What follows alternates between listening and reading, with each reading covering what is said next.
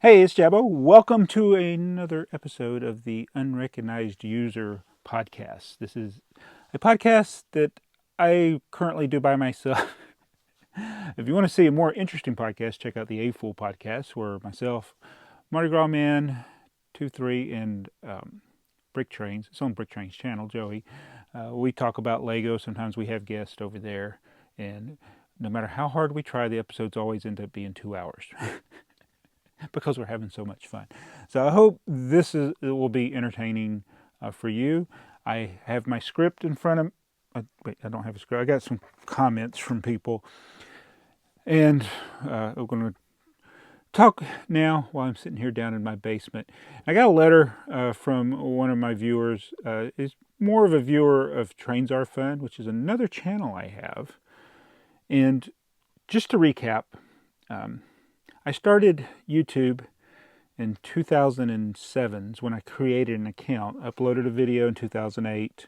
That video went semi-viral. It was a GeoTracks video, and then YouTube reached out to me, or Google, or whoever it was, about monetizing. And then I started trying to come up with other ideas of what to make for videos. Trains and Lego seemed to be the two that I gravitated to, because those were two things that I loved. And so I have the Lego channel was the first one that really took off. This one, BrickTsar, and then Trains Are Fun I created a couple years later, and it became very successful. But it's changed over the years. But my original channel was J Olson 37. I changed the name multiple times. It became JAO Productions. It became BrickTsar's Basement and Beyond. Then it became BrickTsar Toys. I blame YouTube for that, naming it BrickTsar Toys. I had a call back in the day with a Google, YouTube, whatever appointed thing that was supposed to help me with my channel. Trains Are Fun was the one. And anyway, they were pushing kids content. This was before COPPA. YouTube was pushing you to do content geared towards kids because that's what is watching, and currently that still is what is watching YouTube is children, and that's why crappy videos that are hyper edited do very well on the platform. But there's still room for people like me and other people, so it's a big platform. There's a lot of videos uploaded, so everybody can make content how they like, and people can watch the content that they like. I just choose not to make content that is geared towards children. Although I do make my content where children can watch it if they have a long attention span, because it's not going to be anything inappropriate for children. And there may be things that children enjoy. They're not going to enjoy a video like this, or a podcast like this. I call it a video because it is a video. And I'll probably never put it on a podcasting platform, even though I have access to that. I'm so lazy. But I forgot what I was talking about. Oh yeah, so my channels. So this is the one I put the most work into because I love Lego, and it's easy for me to talk about Lego, and it's been such an integral part of my life for years. And I don't need a lot of space to talk about Lego, and I don't even need to show you anything to talk about Lego. That's how much I love it. But I end up just doing haul videos and occasionally showing something in the basement. I used to do reviews. I've probably done more reviews than some of you people's favorite YouTubers, and I stopped like 5 years ago doing regular reviews. When was the last time I did reviews like constantly? I can't remember, but if I get a good set, I'll talk about it. It's work calling. Hey, it's Joseph, AT&T. Hi, Joseph. This is Crystal calling from AT&T doing a call out for a 911 ticket. For ETA, I'll put it behind you. 2 hours. All right, thank you. I appreciate it. All right, thank you. Bye. Bye.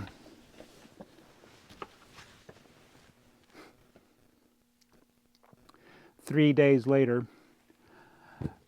What was I talking about? Yes, so I I am back. I was talking about YouTube. I'm going to be looking at some comments and questions from people. I'm going to be looking at Connor's letter. So I'm recapping this again. If you're 6 minutes into the video, however long it is, and I'm repeating myself, it's because I've been gone for 3 days. But I am, since I left, I've become a gagillionaire. So that's nice. And not slept much. So I'm going to try to finish this video. So while I've been gone, I better get my work phone. While I've been gone, YouTube is a complete dumpster fire. So I got a bunch of channels. I think that's what I was going to talk about last time. And it's like, I've made a lot of videos, and a lot of them are not very good. That's not the best way to promote yourself. But it's okay to post content to YouTube for whatever reason, that's as long as it's not harmful to others. It doesn't matter if it's good. It doesn't matter if it's low effort, because if it is and nobody wants to watch it, then nobody watches it. But sometimes you can look at thumbnails of stuff and be like, yeah, that content's probably just garbage. Why would I want to watch that? But it's one thing for it to be just bad content. It's another thing for YouTube to promote it and people want to watch it. And then you find out how scummy the people are. And it's like, anyway, I'm Team Jack. And so enough of that. So we'll get on to some of these questions, I guess. So if you don't know, this is BrickTsar's channel. This is my channel here. I have been promoted to the president and CEO of the BrickTsar Network. And in the BrickTsar Network, we not only have the BrickTsar channel, we have the original channel, which I mentioned earlier, which went through all the different changes. It's now currently, it's Jabo 37. Hopefully that's the last, it's like the 10th and final change to the channel name. And it's, I should have probably just called that one Jabo. But anyway, I already had a channel called Jabo. So there's that channel, which was kind of a testing ground for things that I would post just to see, I don't know, to make sure I'm not missing something with copyright or whatever. So sometimes I experiment with different things there. Then there's Trains Are Fun, which is the most successful member of the BrickTsar family. We're going to talk about that from Connor's letter here. And then, wait a minute, there's another, Joseph Olson, which is my name. I've just doxed myself now, so maybe YouTube will like me, because apparently doxing people makes you get more popular or something. But it's my name, so it's not really doxing, because even if nobody really knew my name, it's my name. All right, so, and then there's Yoda Speak Translator, which has been utterly neglected. I really should have been doing shorts. Shorts don't take much effort to do, and I could do them really quick. And it's like Yoda, he's missed a lot of opportunities to comment on things. And then, is that it? How many channels was that? I can't remember. Let me look at my YouTube. I'm not going to. Anyway, so there's a lot of channels. So some low effort, some more effort, some good, some bad. Hopefully the good ones are hopefully you like some of the good ones. I don't know. So I got a letter from Connor, and Connor usually would send me letters, and he sent me artwork for things that was train related. So he had some things he did related to trains. So he has some questions about Lego trains and some other things. But he said, "Greetings, Jabo, long time no see. Considering the fact that you seem to have shied away from making train-related content recently," which is kind of true. I've not posted as much on Trains Are Fun. He said, "I figured that I would send you a letter to one of your alternate personalities," that one being BrickTsar, "as I've been trying to get into the wonders of Lego collecting myself recently." Just beware, Connor. Lego is an obsession. Considering that you have been collecting anything Lego related, well, seemingly anything, for nearly your entirety of your life, and you're a well-respected member of the Lego community. I'm well-respected! Thank you, Connor! I remember the days when I wasn't, well, anyway. I figured that you would be the right person to turn to for the sake of attaining some Lego collecting advice. While I wouldn't consider my Lego knowledge to be bad by any means, I am still somewhat of a novice. Some of the Lego product lines that I plan on collecting include the City, Speed Champions, Creator, Duplo, and franchise themes that are based around transportation models that I'm partial to. That's trains, planes, and automobiles, folks. As of this letter writing, I have acquired 3 Lego sets. There's a Creator sports car, a Creator 3-in-1 train, and a City race car. As he didn't know the numbers at the time of writing this. He says, I used to have a Duplo steam train a few years ago. It's the one that had the 4281. Which, was that set 4281? That's one of the early videos on this channel, probably. Yeah, it's not set 4281. That's the part, that's what it says on the actual piece, the cab piece, but it's set 10,507. Oh, so that's one of those videos that back in the day when the kids' channels were popping off, I would get constant spam of people trying to promote their channel. Like if they were doing a video on my first train set 10507, they would post a link. Sometimes it'd just be an outright, just a link to their video.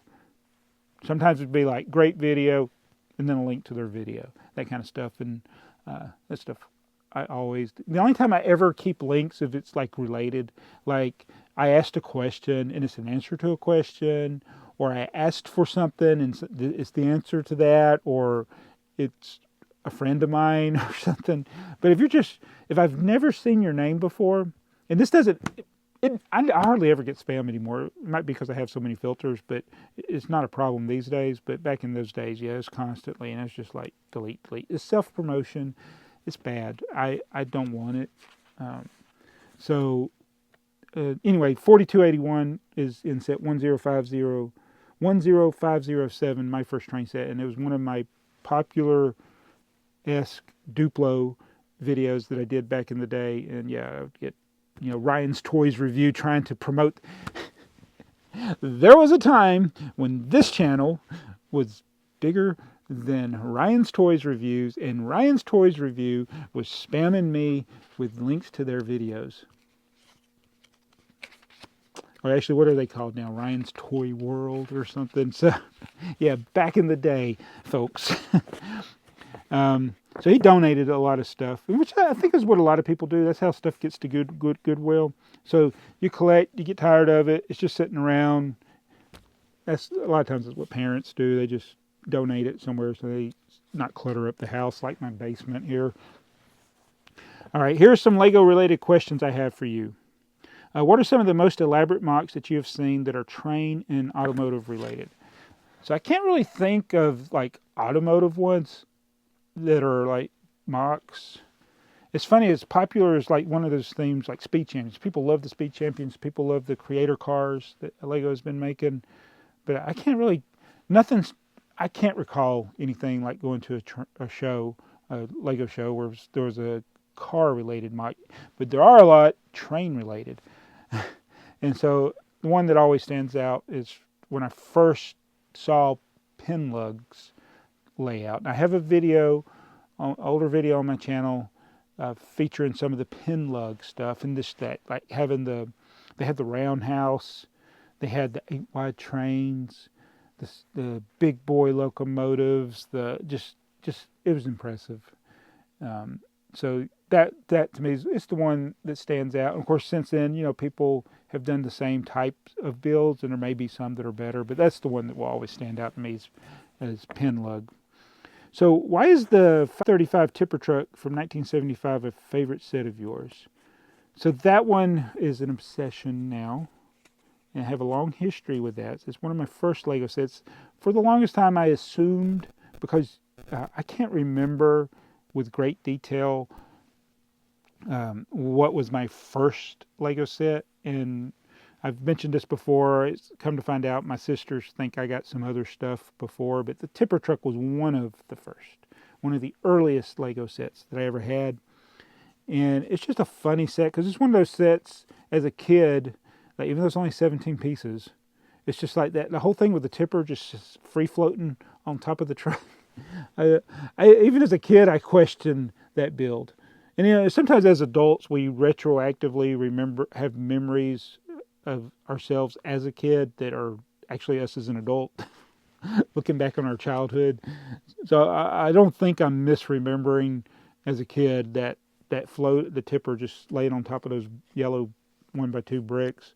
And I remember like the minifigures in that day with no face print and their arms in their pockets. So yeah, I got vivid memories of those particular things. Even though I can't necessarily remember what my first set was, I just remember playing with those things and not having many Lego sets. So it became something that was partial to me. Well, I didn't really start collecting like large quantities of the tipper truck until just the last few years. I mean, I had multiples. I had 3, 5, 6 copies of it just from getting stuff in collections, and I would never sell them when I would get them. And with all the clone army building stuff that people have done, I I don't know what, man. I got to go back and watch some of my old videos. It's like I don't remember why I started doing it, but I did, and I think it was because of the clone army stuff. And I was like, okay, I'll make a tipper truck army, and the parts relatively cheap, even though there's so many of those 17 parts that are no longer made. They're inexpensive. They're very cheap. So for the cheaper than the price of a single clone, Star Wars clone trooper, I can build a tipper truck usually. So I said I'll make like 200 of them, and then as long as they're still for sale, I'll just keep buying them. So that's what happened.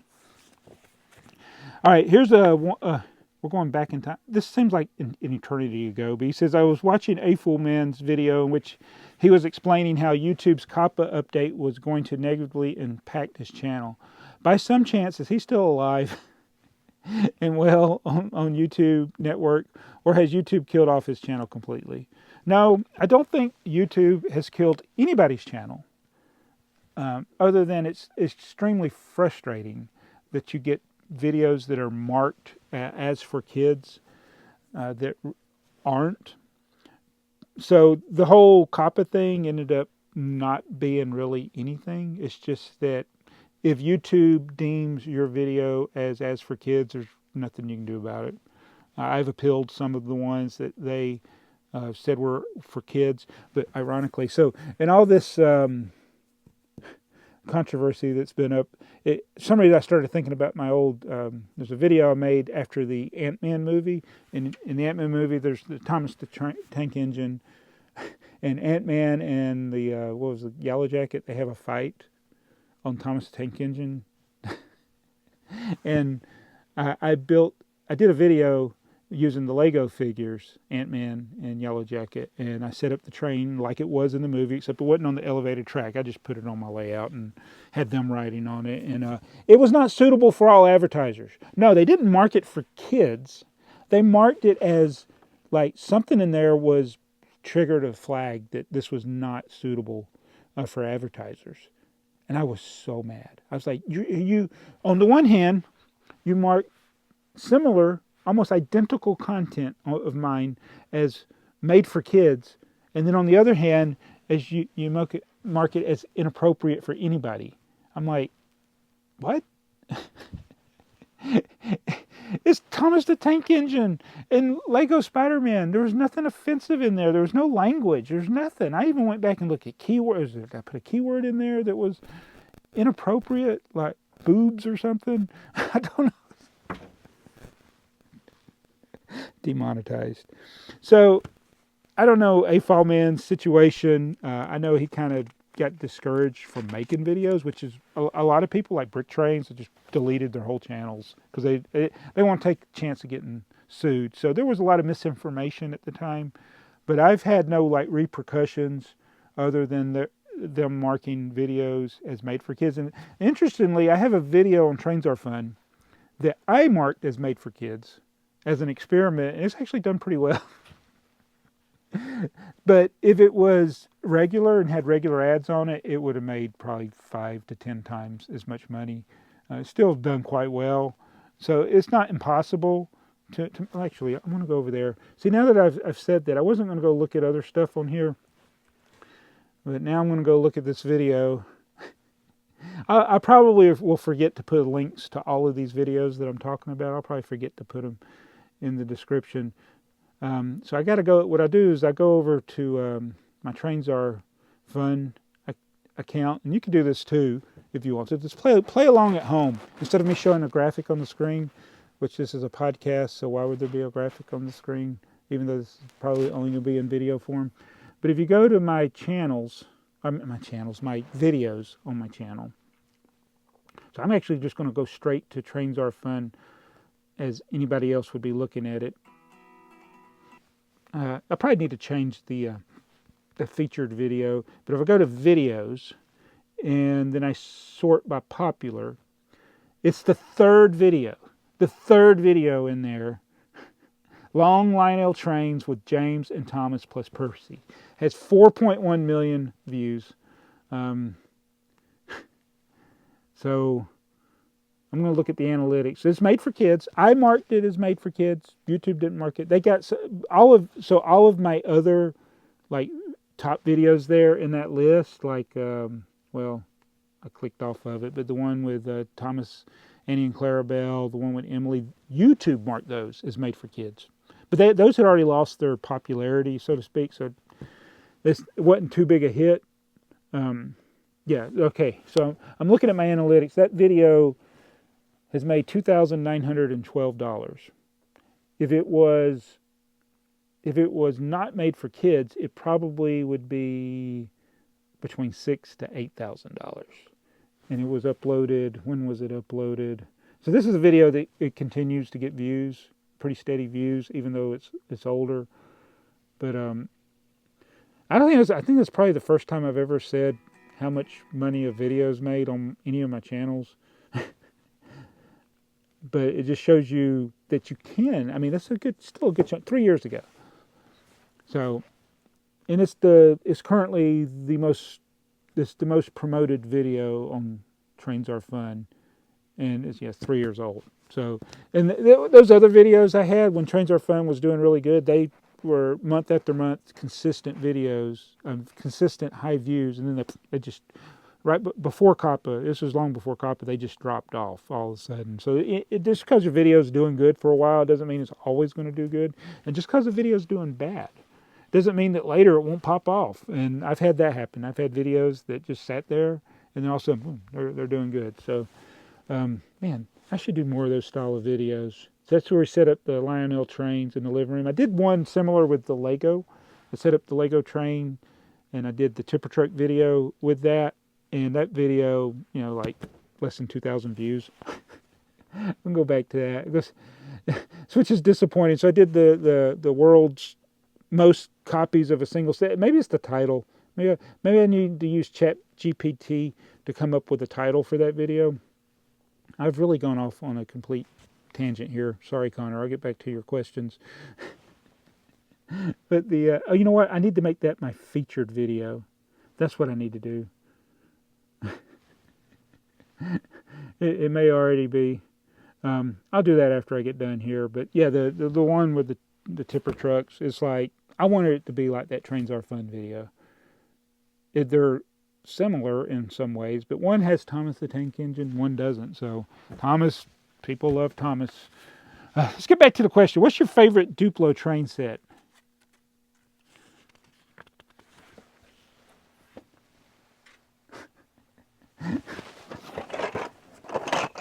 It's the tipper train. Actually, I don't know. It's something I probably should think about. That was the closest one. So the recent ones haven't been as like notable to me. Probably, I'll say one of the passenger trains from when my kids were younger, which I'm trying to think. Is it 2932? 2933, yeah, 2933 deluxe train set with motor. That one's got a special place to me. It's a good set. Got a lot of parts to it. flat track, makes a double, kind of like a double oval. It's like an oval with a siding, basically. But it's that's one my kids played with when they were little. So that one's I'm fond of that one, even though there's probably ones that are better. Continue on. Apart from set 435, what are some of your favorite sets that are automotive related? I like, okay, if you're going to talk about automotive, they're all behind me over here, and I've done a video featuring some of my vintage large vehicle sets. So I would say the large vehicle, it's not really a theme, but those sets from the 60s into the early 70s. Trying to see if I got one. Let's get one that's close by. If you're watching along on YouTube, these large vehicle sets, they're 6 wide. They're before minifigures or anything, and I don't even know if this is showing up on. Oh, look, a tipper one. How about that? So that vehicle era. So again, this came out in the 60s and 70s, and so they're going to be based off of cars from the 50s, 60s, and 70s. So they're not anything particular special to people today. But I think they're pretty cool. And some of them you can get relatively inexpensive, but I think with the stuff that's out there today, I don't think that would have an appeal to somebody that's just getting into Lego in this generation, but it might. He said, what is your favorite brick model railroader set? It's probably the Burlington Northern boxcar that I built, the green one. I think it's in a thumbnail somewhere.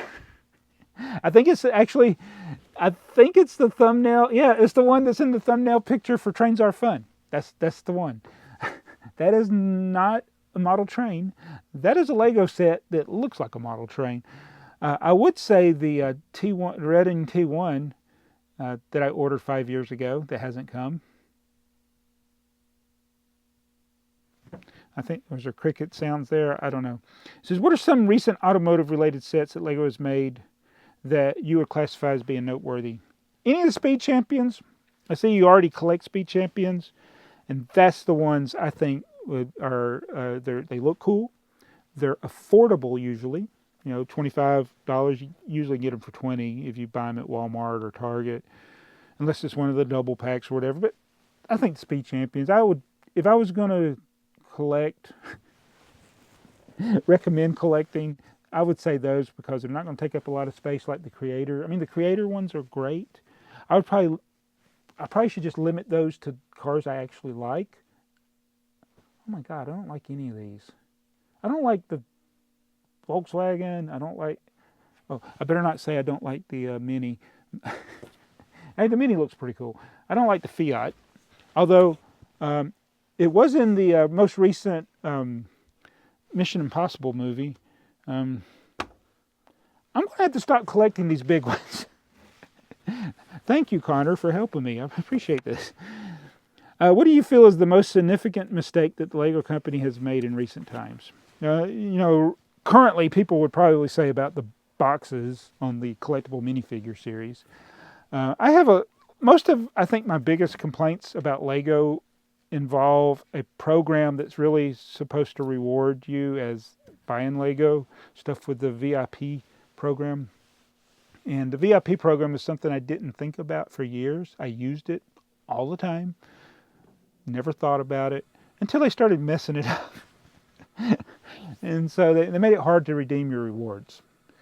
They wanted you to get rid of your rewards without getting anything physical in return. They tried to come up with ways for you to do that. Is my chair just lower? But I think I've talked more about that. I mean, it may not be the biggest mistake they've made. And they've done a lot of dumb things. I would say one of the things that is the biggest mistakes they've ever made is how they treated Kevin Hinkle. Kevin Hinkle, one of the best employees they ever had, in my opinion, only because they got good employees at the stores I go to. I love my store that I go to at Sugarloaf Mills in Georgia.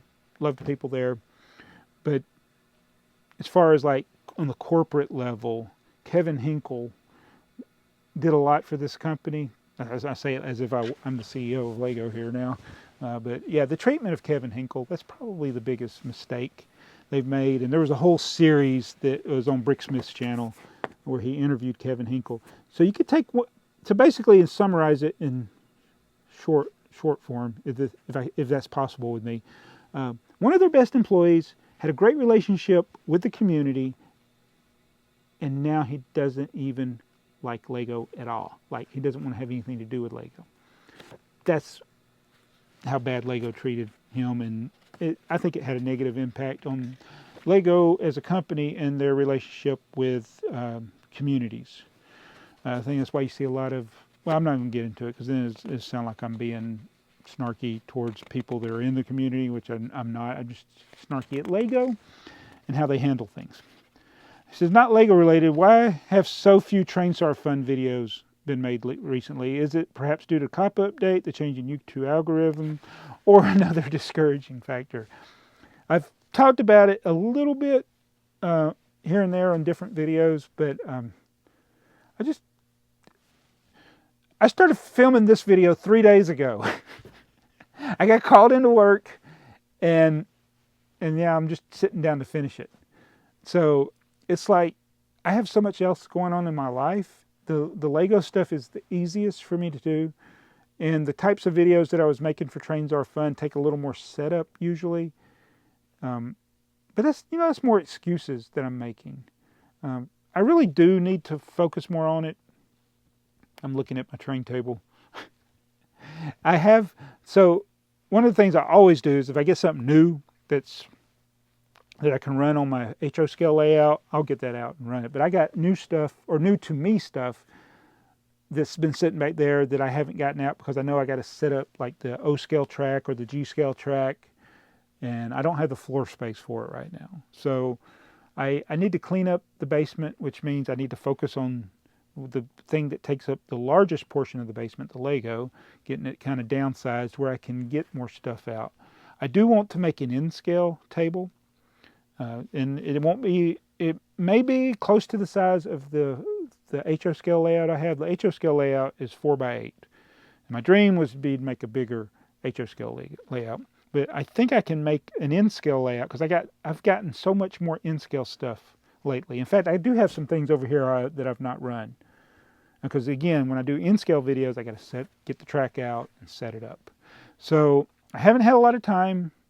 The videos usually take a lot of work. I should plan them out before I do them because like if I get and set everything up, I need to do as much stuff with that track as I can where I can make multiple videos instead of just one video.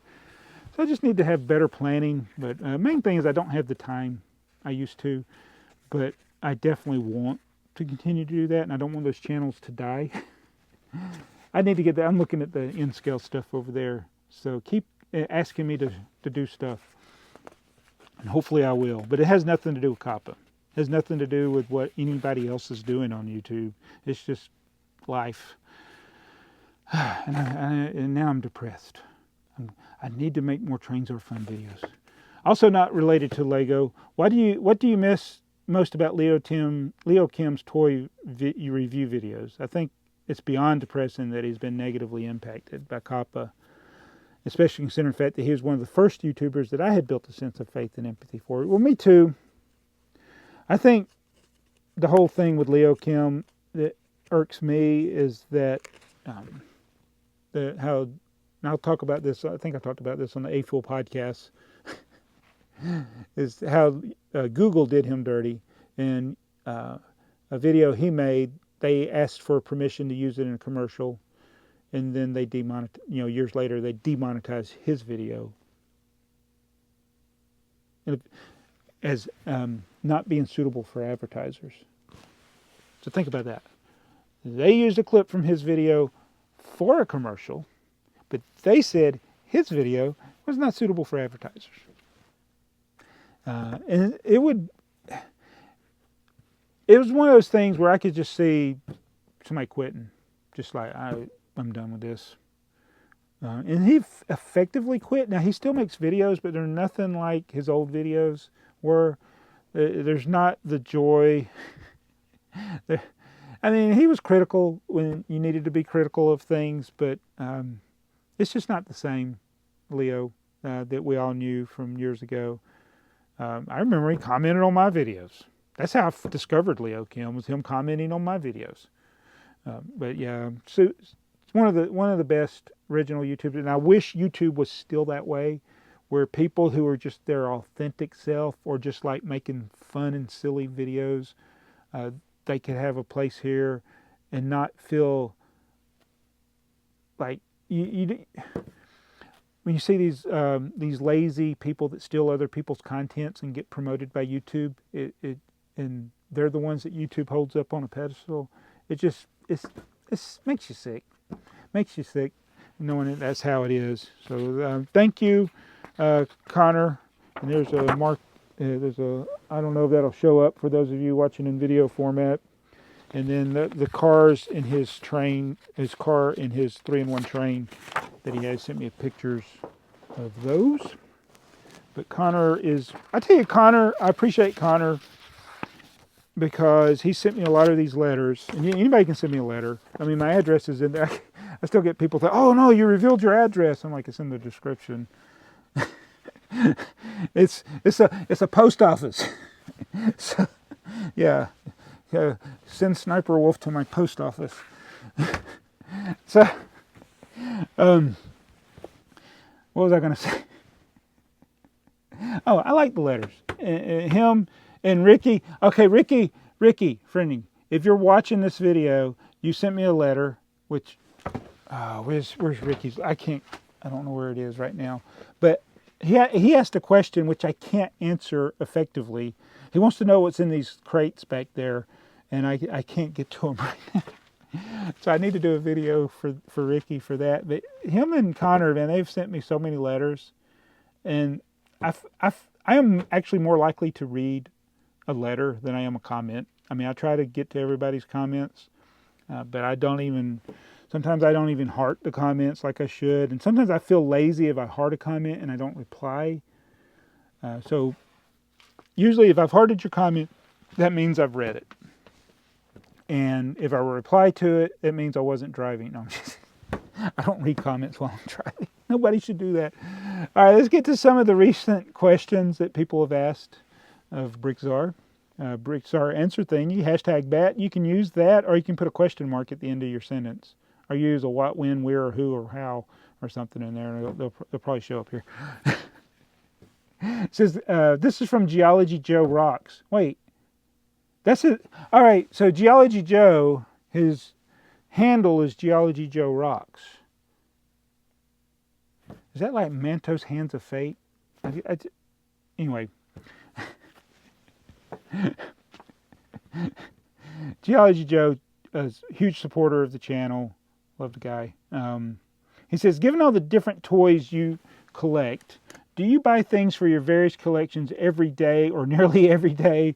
Or do you typically buy a lot of things at once, then take a break? Oh, that's a good question. You know, what year was it? 2013, maybe 2014, when everything was swimming along pretty good. Yeah, there were probably, I would go days where every day I had bought something. It's pretty bad. I do look a lot, and that's probably also bad. I probably should treat it like a job, and where I have set windows of time where that's when I'm going to be looking. But the thing is, when you're looking for obscure, rare things, you got to always be on the look. I told the story about when I was laying in bed about to go to sleep, and then I saw that the steering wheel from the old mechanical Lego set, the remote control car, and I about freaked out. I'm like, oh my goodness, it's only the second one I've ever seen.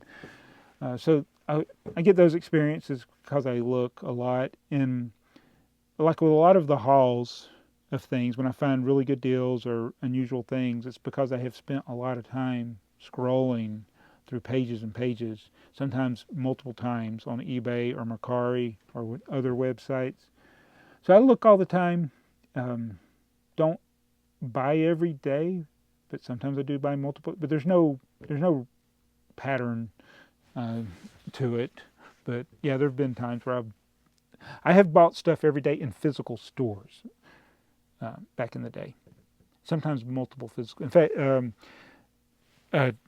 Greg, what's his channel? Brickatech. Brickatech was making a video on Greg's World. I think it was on Greg's World. Maybe it was on Maybe it was his podcast. Oh, it was his podcast that he does.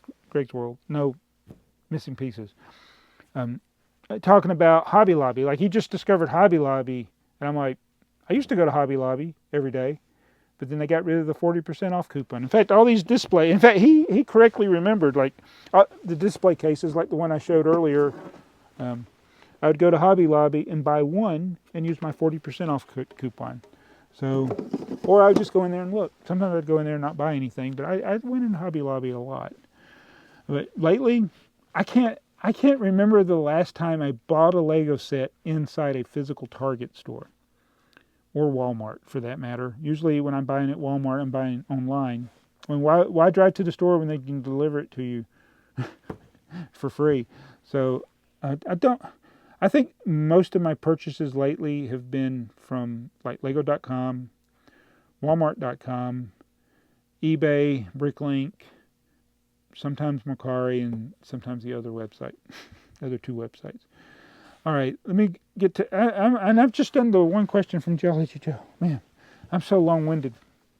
Here's one from A Brick in Time.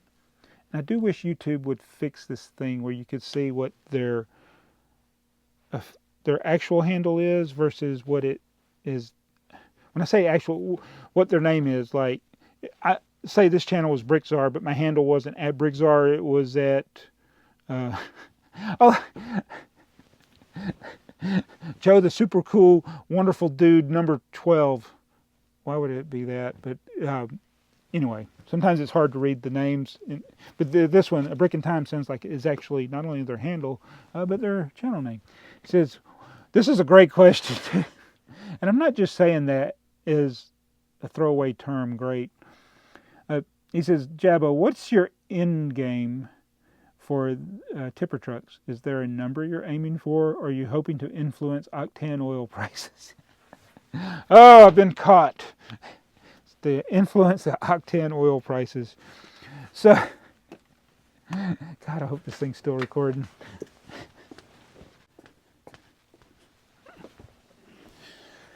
Yes, so again, I mentioned earlier that the goal, we started out to be like 200, and then I raised it to one for every day of the year, that year that I did it. And then it just became a thing, like, just keep buying them.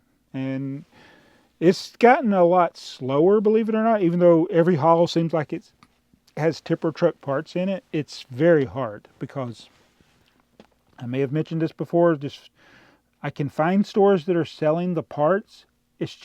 It's not worth the shipping to check out when I can't find other things in their store that I want to buy. So that wastes a lot. Actually, that probably saves me money because I spend a lot of time looking for tipper trucks parts, and then I'm looking at other things in their store and I can't find anything. So that saves me from looking for things that I actually want to buy.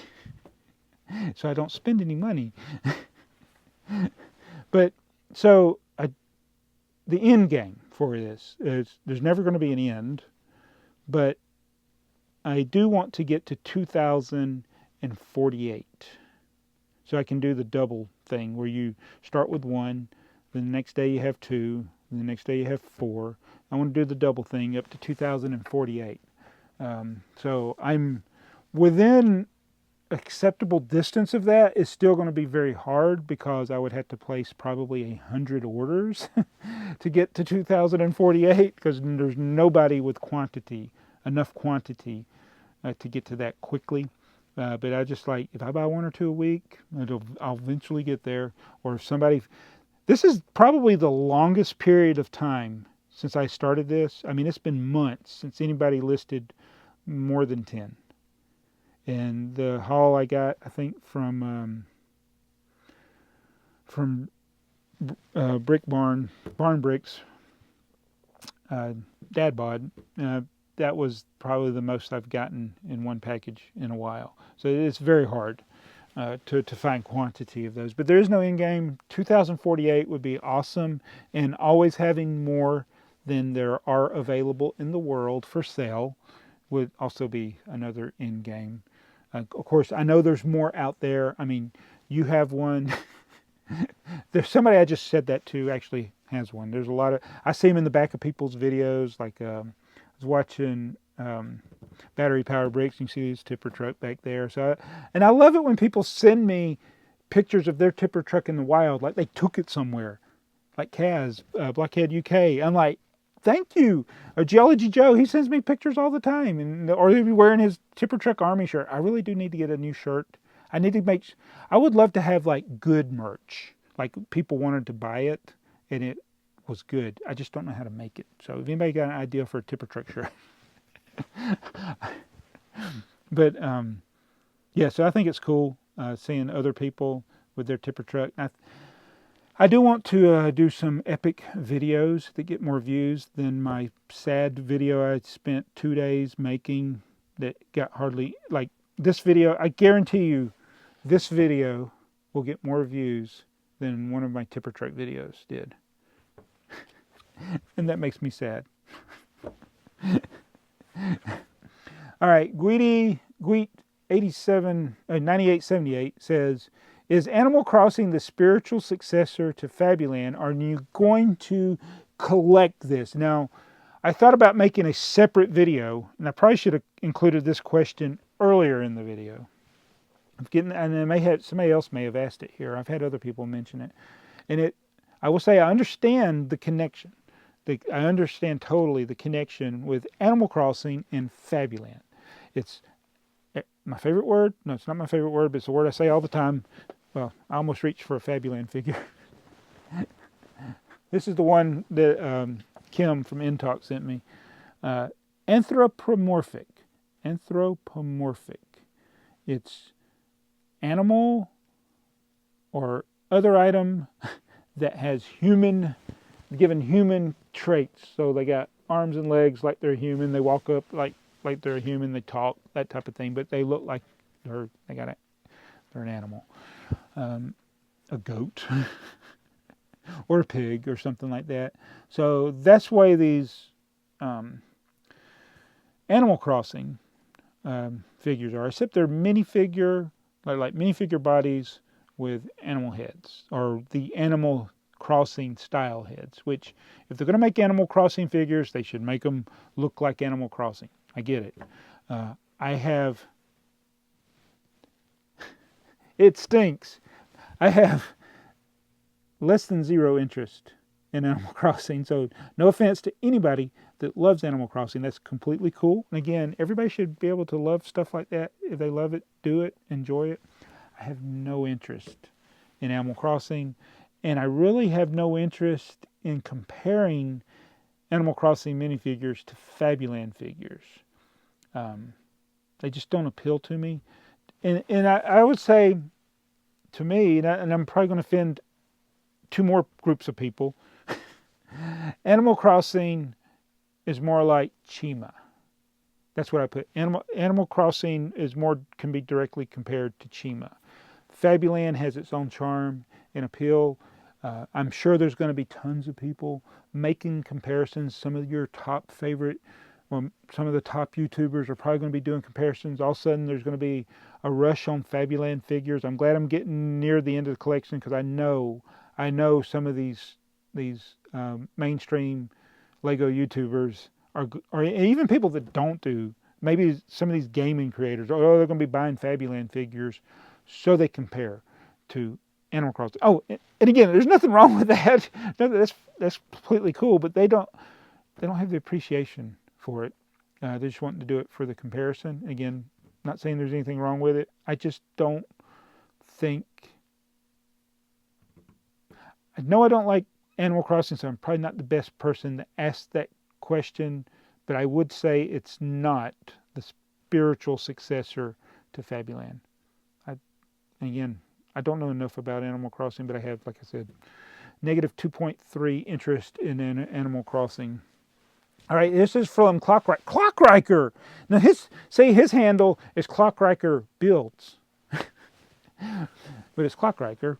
He says, do you think Lego, and if you don't know Clockriker, I think he has the most different videos about Lego sets on YouTube. I think he's got more than Jang now. But he does little, like, videos featuring Lego sets. He's made a ton of them. He says, do you think Lego is going to make a modern version of the old Metroliner set 4558 in 2024 or 2025?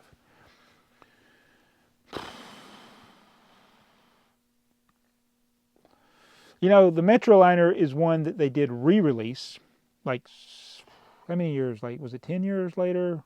There's, you know, it was when the 9-volt era was still going. They re-released it. And the club card that went with the Metroliner. I think it would be popular if they did something that looked like the Metroliner style. And I don't know why they haven't already. At this point, they've done so little good Lego train sets. I don't expect anything, especially anything nostalgic. Now, they did do the 7810 throwback with the gift with purchase. I thought that was great that they did something like that from the 12-volt era. The Metroliner is a little bit too big to do a throwback like that, like it's a gift with purchase, I mean. But, you know, I would love Lego to make stuff from either the 9-volt era or the 12-volt Gray Track era that is a set that's looks like something from that era, but it's made with modern techniques and it's upgraded or whatever. You know, I just Metroliner should be high on people's list of things. I think it's better than all the freight trains from that era. But there's a lot that they could do with the 12-volt era. The thing is that those trains are no longer like looked at as fondly as when I say the trains that they would be based on, I guess, aren't looked on as fondly as the stuff from today. I don't know. I do think they should do a throwback of some kind, but I don't know that they will. Jacob Holefield, he says, I recently pieced together set 6086, and I'm very close to making it complete. I am in need of the White Knight minifigure with White Dragon plume pieces, but my only barrier one is the price. I've thought about piecing one together, but I think the shipping would add up and costing as much or more. What pointers do you give a young vintage Lego fanatic? So you give a White Knight minifigure with the White Dragon plume pieces. The price is the barrier. Well, like I was talking about earlier, my battery's about to die. What was I talking about earlier? Oh, looking at how I spend a lot of time looking. So it's possible when you get to looking for one specific thing, the chances of finding it are less. See, I have a lot of things in my mind, so when I'm scrolling through eBay and Mercari and I'm looking for stuff, it's like I just look for things that catch my eye. But yeah, when you're looking for one specific thing, it's like forgot who it was. It was Battery Power Bricks got a book in a recent haul that was something nostalgic for him. It was a book he had as a kid, and so he had that sentimentality for it. So it's one of those things that's kind of hard to find because there's not a demand for it. And that got to me thinking about a book that I have sentimental attachment to, something I checked out from the library a gazillion times. And I said, I'm going to go see if I can find it on eBay. And when I did, the listings were all like $100, $150, $125. And I'm like, oh my goodness. I should have been looking for this sooner. Well, I searched completed listings. And there were better condition books of that book that had sold in the last few days. They were like $2, $10. I'm like, where are these now? So I think what happens is when those go up for sale, somebody buys them and they turn around and try to sell them for a higher price. But so now that's something, I put it actually on my saved wanted list on eBay, like saved search terms. So whenever anybody lists those with those keywords for sale, I'll get an email and a push notification on my phone because I want to get this book now. So it's a highly specific thing that is not common. Oh, and by the way, when I was looking at some of those items for sale, I saw some where they were library books, so they had all the things. I'm like, the time period's right. And there's like one where you see all these times it was checked out from 1979 to 1982, and I'm like, is that my book?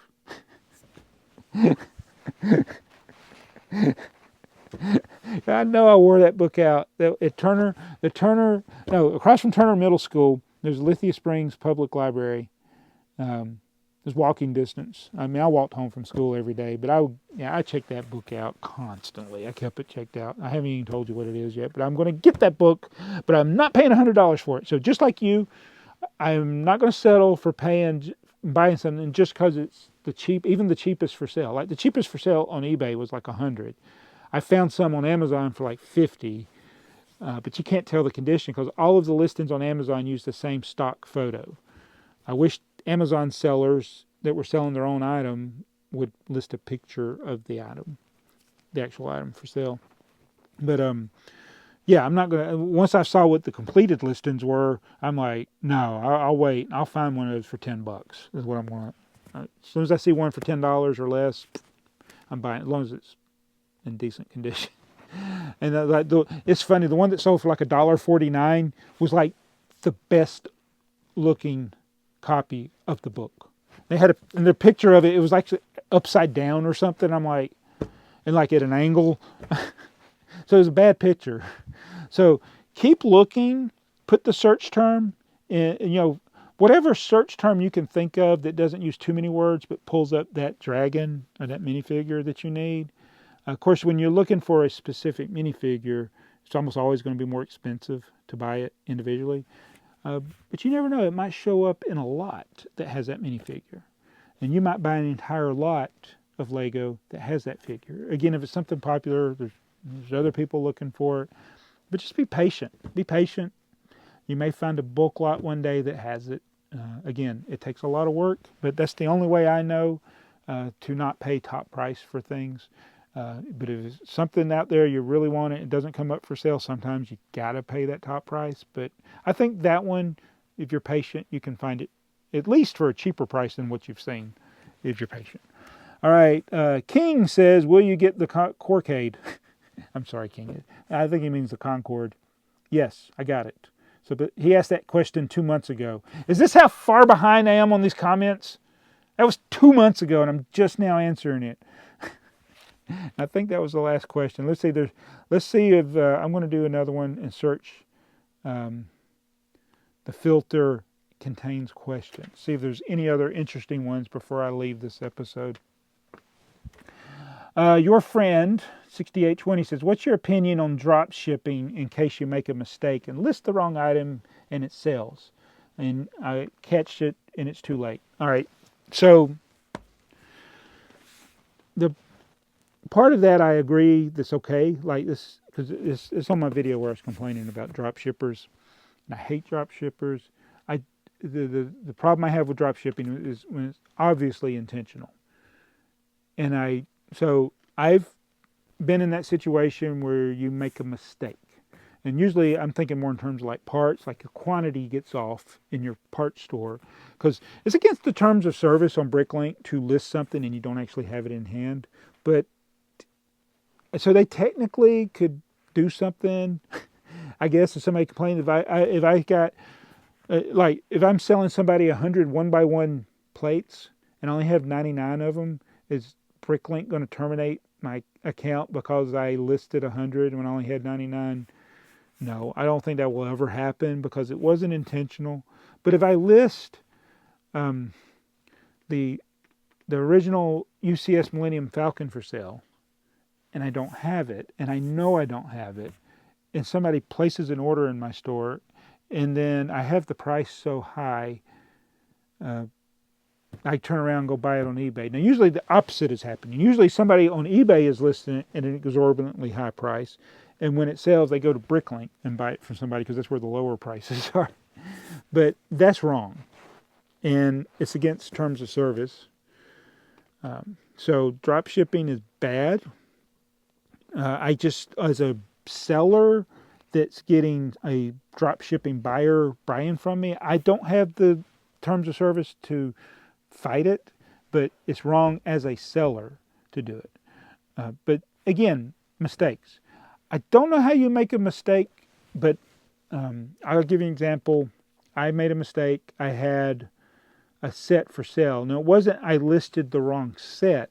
Is I had the set listed for sale for so long, I lost it. It turned up like 10 years later when I was doing the box in a box stuff. When I was going through my boxes and my inventory, I found it. There was two of them, actually. There's two of these sets, Technic sets. They were rather large. I do not know how I misplaced them. But when they went for sale, I went to my shelves, which actually used to be in this area over here, and I could not find the sets. And I looked, and it was no longer in stores.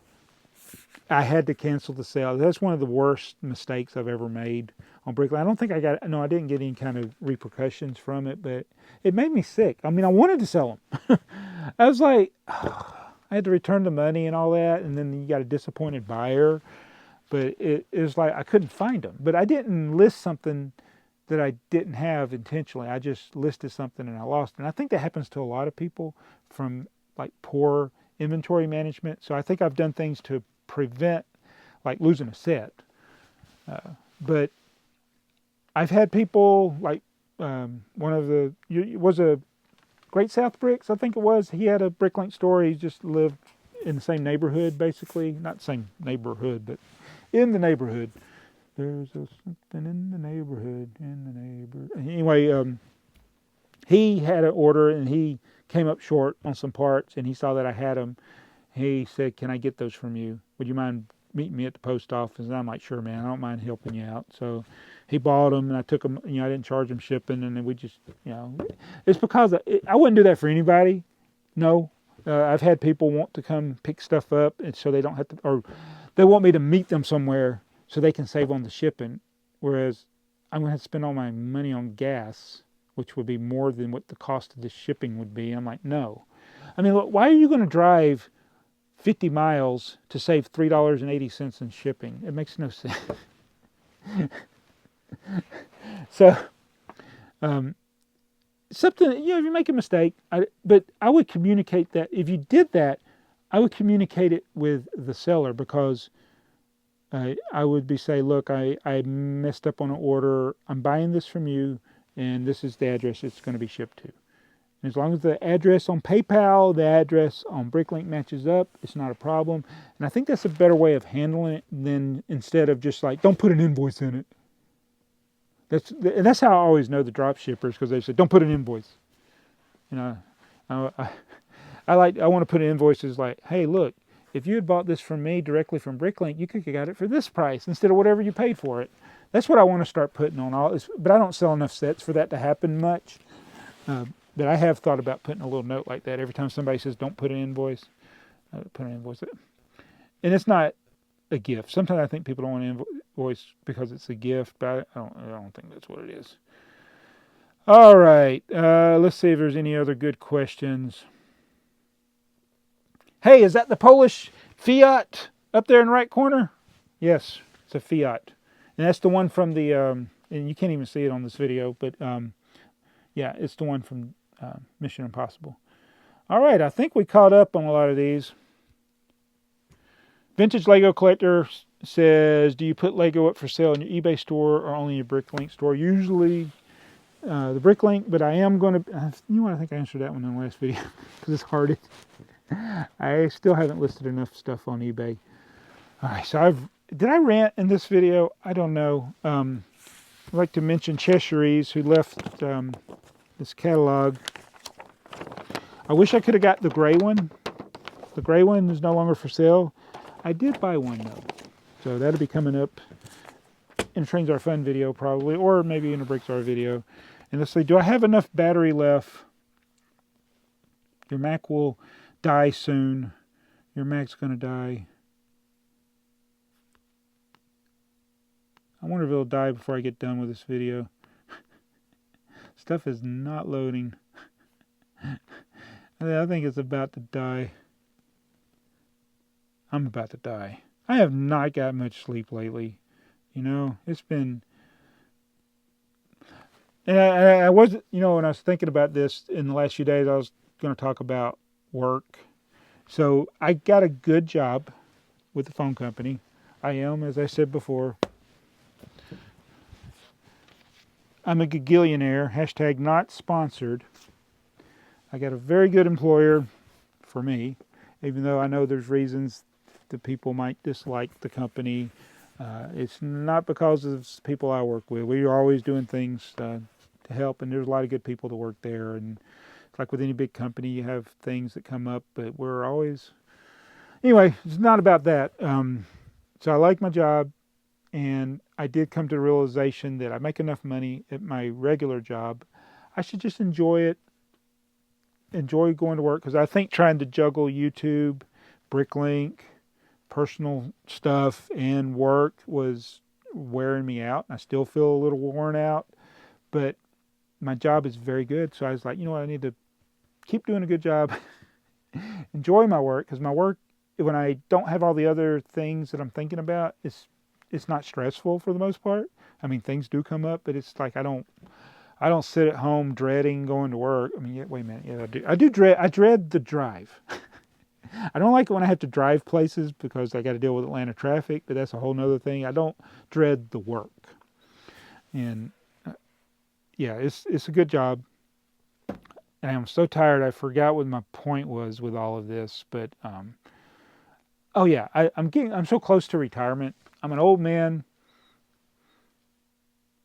I know I don't even get those comments as much as I used to. You're 80 years old and you're talking about Lego. Yeah, I'm almost 80. I'm closer to 80 than I am to 25, which is kind of sad. But I was thinking, all right, I watched, we've mentioned Mission Impossible a couple of times. So Mission Impossible, it's the year today that I'm filming this is 2023. The original Mission Impossible movie, did that come out in 1995? Somebody tell me. Well, that was 28 years ago. I watched, for the first time in my life, I watched the first episode of the TV show Mission Impossible.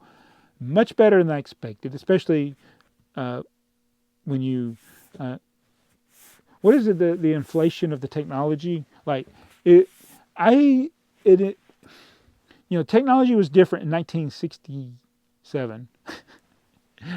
I thought it was pretty interesting what they did, and then I started seeing how, just from that first episode, how a lot of things tied into the movies, the Mission Impossible movies.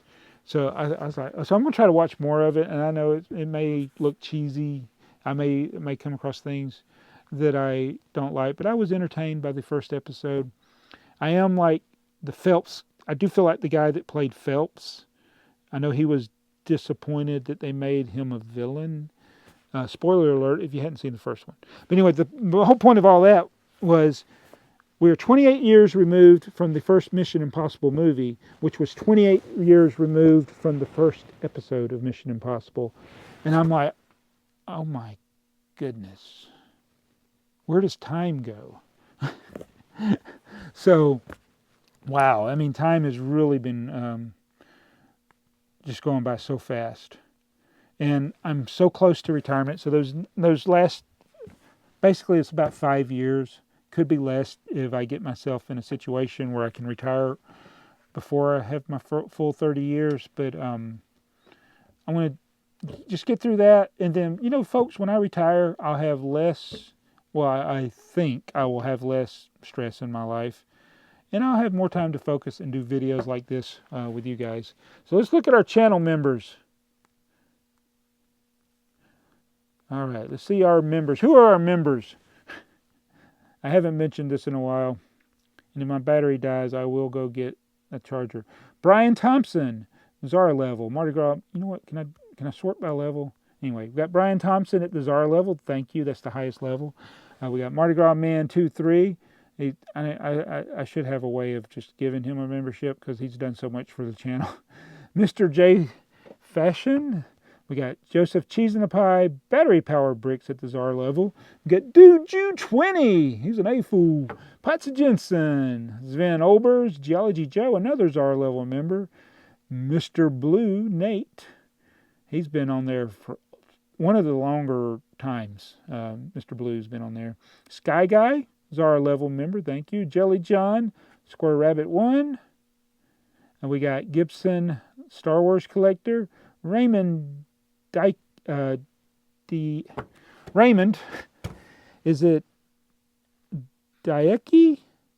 I'm totally butchering your name. I feel like I'm Joe Scott now. I'm going to murder some names now.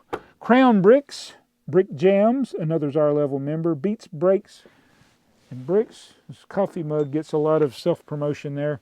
Bugles Kelly 37. Thank you, Jenny. She's a Czar level member. Andrew B. We got Brickin' Out Loud, John Cornet, Raz, Dunkster Bricks, Jordan C., another Czar level member. We have channel has been deleted. So there's somebody that is a member that no longer has a YouTube channel, but they're still able to be a member. So thank you for your support. Job Data, or is it Job Data? And we got Barn Bricks, who we've mentioned many times as our level member. Oil Well as our level member. Andreas Carlson. We got Sheila L. Art, longtime supporter. We got Brick Trains. Mayo Hosco, who knows more about me than I know about myself. We got Kenny Hester. We got Robin Hull, Dodo Bricks, and the first ever member of the BrickTsar channel, Lego Freak, at the Czar level as well. So I do need to, in the next few months, I want to go through and consolidate some things. I would like to make the memberships kind of streamlined because of my time. I don't think I give enough to those people that are supporting me, but I want to thank them for the support anyway, despite me. But I want to do some things. I want to get this stuff cleaned up. I want to get the background because I have an idea for the videos for 2024.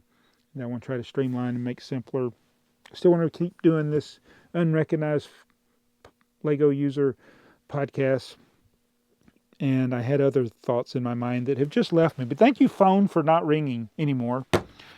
I'll be back with another video soon. I am a little...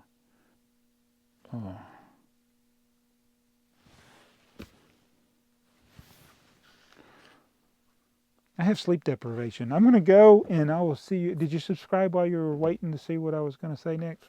I hope so. Charlie, where are you? Well, it stinks.